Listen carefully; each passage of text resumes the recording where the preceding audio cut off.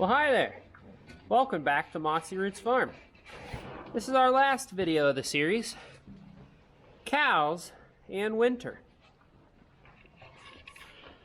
So what exactly is it that you got to do for your cows for the winter? Well, the cows are actually the most time-consuming part of winter prep, and it starts well before winter.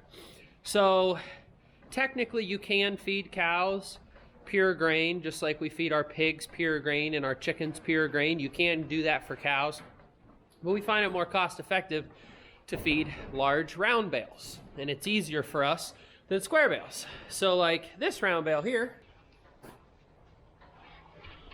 all that is just grass that we let grow up real tall, and we cut it, dry it, and bale it up like this, and then we feed these to our cows. So it is more time consuming, a little bit more farming intensive, machinery intensive to do it this way with the hay bales versus with grain. However, it's a lot cheaper. So our neighbor, which we're very lucky we have him, our neighbor does our hay on kind of a contract system where he does grain on other parts of our hay field. So half of it he does in grain, the other half we do in hay, and he gives us that hay for free. In return, we let him use the other part of the field for row crop. So, oh look, Kitty decided she had to be a part of this too. So as I was saying, for our kitty distraction, he does all the row cropping and we get hay for free basically, but it's our property, it's our land, right? So you pay the tax value of it and whatnot, and you got to buy it in the first place. So like, it's not free, but it's a lot cheaper than grain. And that's saying something, because for grain, we get it from our local elevator, our local co-op, for like $250 a ton, I think. So we get it like 2 tons at a time, and that lasts us all year, and we hardly feed any. You know, if we were feeding only grain, that'd probably last us a month or half a month. So your feed bill would be a lot higher if you grain fed versus primarily grass fed like we do. And the only reason we grain feed is so they get the minerals that are in it and get a little protein boost, because some of this hay doesn't have as much protein in it as others, and we want to make sure our cows stay nice and fat, because we like spring calving or summer calving over fall calving.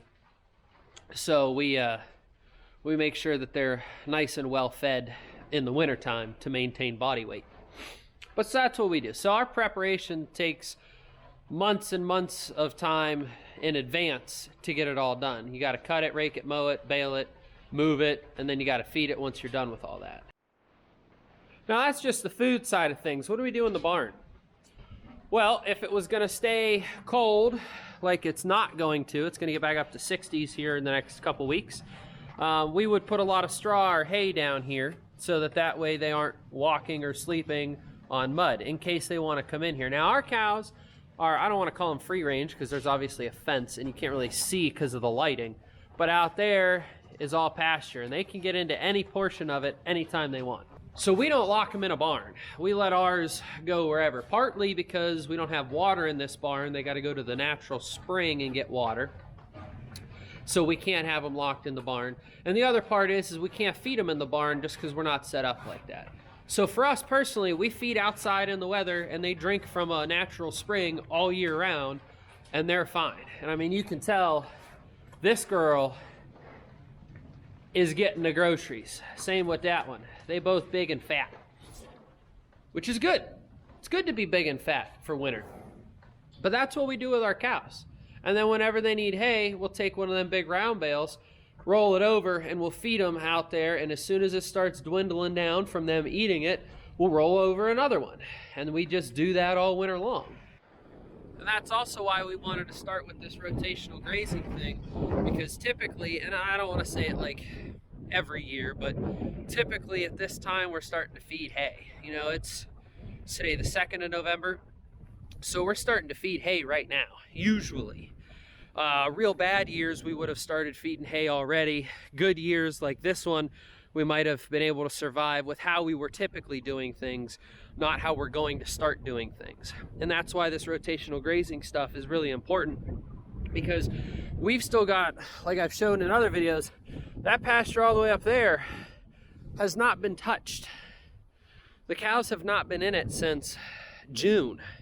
So we've got all that grass up there waiting to be eaten. Today or tomorrow, not sure which one, we're gonna kick them out of that piece. And then we're gonna wait a day or two for this ground to dry out, and then we're gonna put them in the hayfield up there. And we don't want them mucking up the hayfield, so that's why we're waiting on that portion.